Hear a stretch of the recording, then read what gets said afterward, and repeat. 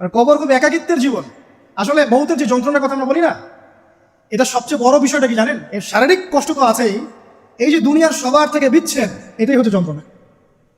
সবার থেকে বিচ্ছেদ না, সবার থেকে বিচ্ছেদ হয়ে চলে যেতে হয়, এটা সবচেয়ে বড় যন্ত্রণা। মানুষ একা থাকতে চায় না। ওই জেলখানায় যে মানুষকে বন্দি করে রাখে না, ওই একাকিত্বের কষ্টে মানুষ ভোগে। একা একা, আমি একা, কেউ নেই আমার সাথে, এটাই। এর উপর যদি আবার টর্চার করা হয়, রিমান্ড দেওয়া হয়, তাহলে কি অবস্থাটা হবে বোঝেন। এই হলো কবর, এই হলো কবর। একটা ঘটনা বলে শেষ করে দেই, যে একজন ব্যক্তি মারা গেছেন, আর মুসা আলাইহিস সালামের সময় বানু ইসরাইলের কোন এক নবী, আমি ঠিক নাম বলতে পারবো না যে কোন নবী, কারণ নামটা হাদিসে আসে নাই, কোন একজন নবী আল্লাহর কাছে দোয়া করছেন, আল্লাহ মৃত মানুষের সাথে আমার একটু কথোপকথন করায় দাও। আমি জাস্ট একটু কথাবার্তা বলতে চাই যে মৃত মানুষটা কেমন আছে বা তাদের অবস্থাটা কি আমি জানতে চাই। তো আল্লাহ পাক সেই ব্যবস্থা করে দিলেন। তিনি একটা কবরের কাছে গিয়ে দাঁড়ালেন, একজন মৃত মানুষ উঠে আসলো। এটা সায়েন্স বিশ্বাস না করতে পারে, আমাদের কোনো মাথা ব্যথা নেই, ঠিক আছে। তো এবার তিনি তাকে জিজ্ঞাসা করছেন যে তুমি কেমন আছো, তুমি কেমন আছো, এই মুর্দাকে জিজ্ঞাসা করছেন। তিনি বলছেন যে আজকে থেকে প্রায় 500 বছর আগে আমার মৃত্যু হয়েছে। এই ব্যক্তি বলছেন আজকে থেকে প্রায় 500 বছর আগে আমার মৃত্যু হয়েছে, এখন পর্যন্ত আমার গা থেকে, আমার আত্মা থেকে মৌতের যন্ত্রণা দূর হয় নাই। লা ইলাহা ইল্লাল্লাহ। তো এই হচ্ছে অবস্থা। আমরা ব্যক্তিগত চিন্তাটা আগে করি, নিজের ফিকির, নিজের কবরের ফিকির, নিজের এলেম, নিজের আমল, নিজের পরিবার, নিজের রিজিক। যাদের জন্য হারামে যাচ্ছেন, কেউ সাথে যাবেন, কেউ সাথে যাবে না, না আপনার গার্লফ্রেন্ড, না আপনার বউ বাচ্চা, কিচ্ছু না। এগুলো তো শুধু মায়ার বাঁধন, মায়ার বাঁধন না, মায়ার বাঁধন। যদি এগুলো নেয়ামত হয় আলহামদুলিল্লাহ, যদি এগুলো দুনিয়াতে আপনার ফিতনা সৃষ্টি করে, আপনি আসহাবুল কাহফ হয়ে যান। কথা বুঝতে পারছেন না? এরপরে যদি সামর্থ্য হয়, আল্লাহ পাক আপনাকে জ্ঞান দেন, আপনাকে পলিটিক্যাল পদ দেন, ইকোনমিক সেকশনে জ্ঞান দেন, ইত্যাদি ইত্যাদি, আপনাকে আল্লাহ যে সেকশনে রাখবেন সেখান থেকে দিনের খেদমত করবেন, পারবেন না ইনশাল্লাহ? ডক্টর হয়েছেন, রোগীদের ফিস কমায় দেন, ট্রিটমেন্ট ইজি করে দেন। হ্যাঁ, ডক্টর হন, একজন ভালো ডক্টর হন, কসাই হন, ইঞ্জিনিয়ার হন, একজন সৎ ইঞ্জিনিয়ার হন, চোর হন। আপনি যেখানে থাকবেন সেখান থেকেই আপনি খেদমত করতে পারবেন।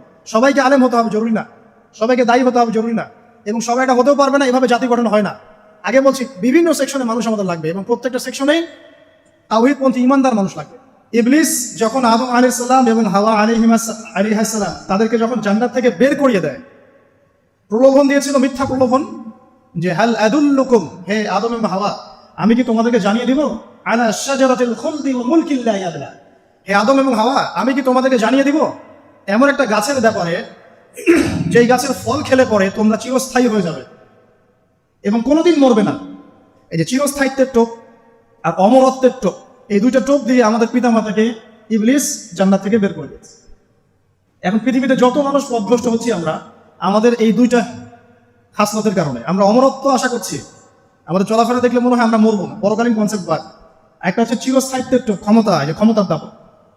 এই দুটো আমাদেরকে কিন্তু পথভ্রষ্ট করছে। ঠিক একই অস্ত্র ছিল ইবলিসের। সূরা আরাফ পড়ে দেখেন, আমি কোনো কিছু বানিয়ে বলছি না। তখন আল্লাহ পাক বললেন যে ইয়া বানি আদম, হে বনু আদম, আদমের সন্তান যারা আছো, আমাদেরকে আল্লাহ পাক বলছে তোমরা শোনো, লা ইয়াফতিনান্নাকুমুশ শাইতান, শয়তান যেন তোমাদেরকে ফিতনায় না ফেলতে পারে।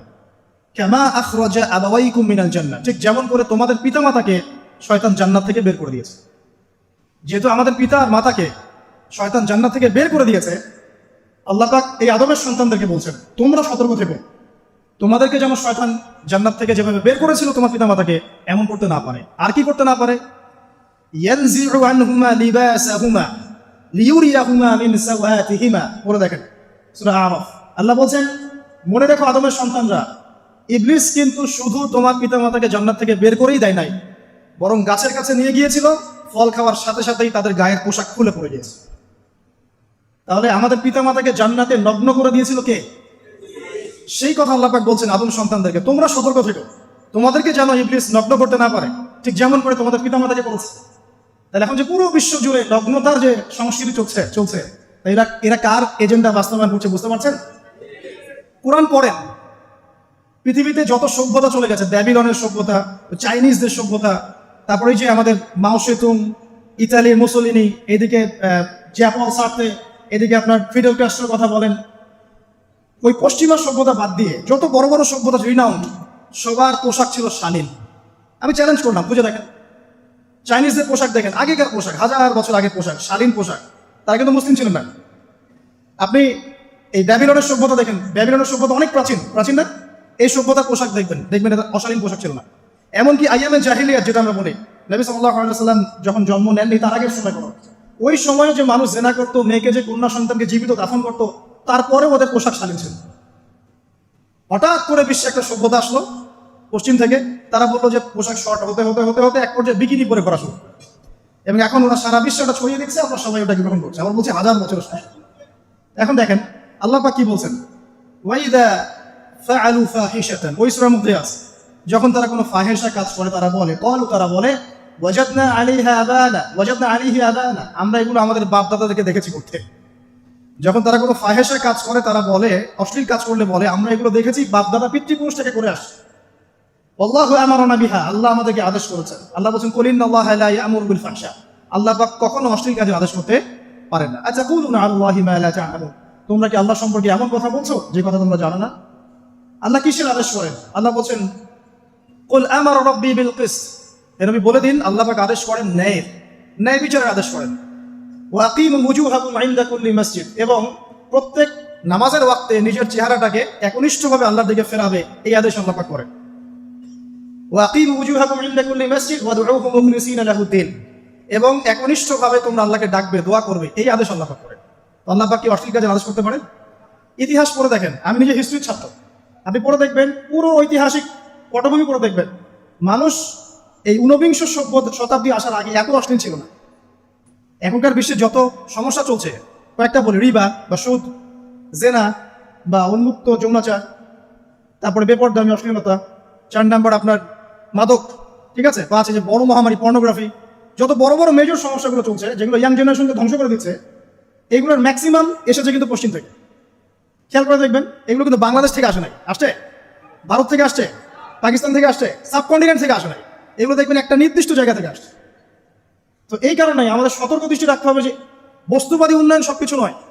হ্যাঁ, আমরা জিডিপি বাড়ালাম, ইন্ডাস্ট্রিজ গড়লাম, মঙ্গলে চলে গেলাম, চাঁদে গেলাম, ওকে ফাইন, এগুলোর কেউ বিরোধিতা করবে না, এটা ভালো, নেশনকে এগিয়ে নিতে হবে, এটাই এডুকেট, তারও নয়, এবং এডুকেটেই করতে হবে, কিন্তু নৈতিকতার বিসর্জন দিয়ে নয়। নৈতিকতার বিসর্জন দিয়ে ধর্ম থেকে দূরে চলে এসে নাস্তিকতায় বিশ্বাসী হয়ে আল্লাহকে বাদ দিয়ে, রাসূলকে বাদ দিয়ে এই বস্তুবাদী উন্নয়ন আমাদের পরকালকে বাঁচাতে পারবে না। তো পরকালকে বাঁচিয়ে রেখে আমার দুনিয়াকে উন্নয়ন করতে হবে, এবং দুনিয়ার উন্নয়নটা অবশ্যই জরুরি। সারা বিশ্ব যখন এগিয়ে যাচ্ছে, আমরা কেন পিছিয়ে থাকবো? আমি তো এটাও বলি যে এটা অনেক মাদ্রাসার লাইনে যারা আছেন তারা আমার সাথে একটু বিরোধিতা করেন এই বিষয়ে, কিন্তু আমি নিজেই বলি যে সিলেবাসের মধ্যে পরিবর্তন নিয়ে আসার চেষ্টা করতে হবে। শুধুমাত্র এককেন্দ্রিক শিক্ষায় কেন শিক্ষিত হবো? এই যুগে চলার জন্য যে উপকারী জ্ঞানগুলো দরকার সেগুলো শিখতে হবে আমাদেরকে। আমাদের আইসিটি জ্ঞানের দরকার আছে, আমাদের ইংরেজির জ্ঞানের দরকার আছে, ম্যাথামেটিক্স দরকার আছে, সায়েন্সের দরকার আছে, আমাদের তথ্য প্রযুক্তি জানতে হবে, অর্থনীতির জ্ঞান দরকার আছে, পলিটিক্যাল সায়েন্সের দরকার আছে, জিও পলিটিক্স দরকার আছে। এগুলো বাদ দিয়ে শুধু যদি আমি মুখস্থ করে যাই, এই জ্ঞানটা আমার কি কাজে দেবে আমাকে বল? এই কথাটা অনেকে নেগেটিভলি নেয়, কিন্তু আমি আসলে তাদের ব্যাপারে তাদের সাথে তর্ক করতে চাই না। আমি আমার কনসেপ্ট লালন করি, আমি এতটুকুই বলছি। এবং যারা শিক্ষিত মহল আছেন, বুদ্ধিজীবী মহল আছেন, যারা দেশ সম্পর্কে ভাবেন, যাদের নিয়ে ভাবেন, উম্মা নিয়ে ভাবেন, তারা কিন্তু আমার সাথে একমত হবে ইনশাআল্লাহ যে আমরা কিন্তু এই জায়গাটাতে পিছিয়ে পড়তেছি। আল্লাহ পাক আমাদেরকে কনস্ট্রাকটিভ সিলেবাসে পড়াশোনা করার তৌফিক দান করুন। এবং জেনারেল লাইন থেকে আপনি বয়কট করে একদম ইয়াতে চলে আসতেছেন কেন? জেনারেল লাইনে পড়ছেন, পড়েন, আপনার এই জ্ঞানটাকে আপনি ইসলামের কল্যাণে কাজে লাগাতে পারবেন না? সবাইকে কি আলেম হতে হবে? সবাইকে মুফতি হবে, মুহাদ্দিস হবে? অর্থনীতিবিদের দরকার আছে না? পলিটিশিয়ানের দরকার আছে না? ডক্টর ইঞ্জিনিয়ার দরকার আছে না? সব সেক্টরে মানুষের দরকার আছে। আপনাদেরকে আপনাদের জায়গায় থাকতে হবে, ওখানে থেকে আপনার ইসলামের খেদমত করুন, পারবেন না? একজন ডক্টর তিনি কি ইসলামের খেদমত করতে পারবেন না ভাই? একজন সৎ নেতা তিনি কি ইসলামের খেদমত করতে পারবেন না? একজন অর্থনীতিবিদ তিনি যদি আল্লাহ পাকের হালাল হারাম মেনে অর্থনীতির কোনো বিধান চালু করেন, তিনি কি ইসলামের খেদমত করতে পারবেন না? তো সবাইকে কি বক্তা হতে হবে? সবাইকে আলেম হতে হবে? এক নির্দিষ্ট একটা শ্রেণীর মানুষ আলেম হবে, নির্দিষ্ট একটা শ্রেণীর মানুষ প্রশাসনে থাকবে, নির্দিষ্ট একটা শ্রেণীর মানুষ জনপ্রতিনিধি হবে, নির্দিষ্ট শ্রেণীর মানুষ ইকোনমিক সেক্টরে থাকবে। এইভাবে আমরা একটা জাতি গঠন করব, এবং সবাই হবে উভয় দিকে শিক্ষিত। একজন আর্মি অফিসার তার উচিত হবে ইমামতি করার যোগ্যতা অর্জন করা, একজন ডক্টর তার উচিত হবে ইমামতি করার যোগ্যতা অর্জন করা, আবার একজন যিনি আলেম তারও উচিত হবে এমন পড়াশোনা করা যে পড়াশোনা দিয়ে তিনি কোরআন সুন্নাহকে হাতে রেখে ওয়ার্ল্ড অ্যাফেয়ার্স এটাই করতে পারেন। তো এই বিষয়গুলো আমাদের একটা গ্যাপ চলে আসছে দীর্ঘদিন থেকে। আল্লাহ পাক আমাদেরকে বোঝার তৌফিক দান করুন। আর অ্যাটলিস্ট আমরা যদি নাই পারি, আমাদের দ্বারা যদি কিছু নাই হয়, অ্যাটলিস্ট আমাদের সন্তান সন্ততি যারা আসবে ভবিষ্যতে, আল্লাহ পাক তাদেরকে যেন ইসলামের জন্য কবুল করে নেয়। আমিন। আর ইসলামের জন্য কবুল করলে কারো কোনো ক্ষতি নাই। ইসলামের আন্ডারে প্রত্যেক অমুসলিমের সর্বোচ্চ অধিকার রক্ষা করা হয়, অন্য কোনো জায়গায় করা হয় না। এবং প্রত্যেকটা ধর্মগ্রন্থের মূল কথাগুলো দেখবেন একই রকম, এক আল্লাহর কথা বলছেন, একজন শেষ নবীর কথা বলছেন, সত্য কথা বলার কথা বলছেন, ন্যায়ের পথে চলার কথা বলছেন। প্রত্যেকটা ধর্মগ্রন্থ পড়ে দেখেন, এই যে ওল্ড টেস্টামেন্ট বলেন, নিউ টেস্টামেন্ট বলেন, বেদ বলেন, আপনি বাইবেল বলেন, পড়েন, একটু পড়েন, তুলনামূলক ধর্মতত্ত্বের বইগুলো পড়েন, দেখবেন অনেক মিল আছে। তো সবাই যদি যার যার ধর্ম পালন করে, কোনো সমস্যা আছে? সবাই যদি যার যার ধর্মের নৈতিক বিষয়গুলো মেনে চলে, কোনো সমস্যা আছে? এই সহজ সরল কথাগুলো আমরা জনগণকে বোঝাতে ব্যর্থ হচ্ছি। এই সুযোগ নিয়ে এক শ্রেণীর মানুষ এক দলকে আরেক দলের বিরুদ্ধে লাগিয়ে দিচ্ছে, স্বার্থ খুঁজে, নিজের স্বার্থে, দুনিয়ার স্বার্থে, এবং ওই যে বললাম একটা সভ্যতার কথা, ওদের স্বার্থে শান্তিপূর্ণ একটা জনসমষ্টির মাঝে ফাসাদ লাগিয়ে দিচ্ছে উদ্দেশ্যপ্রণীত ভাবে কিছু মানুষ। এদেরকে চিনতে শিখুন, এদেরকে বয়কট করতে শিখুন। আল্লাহ পাক তৌফিক, বোঝার তৌফিক দান করুন। আমি আর ওদিকে যাচ্ছি না। দেখুন, নবী মুসা আলাইহিস সালামের সময় হিস্ট্রি এভাবে রিপিট হয়েছে।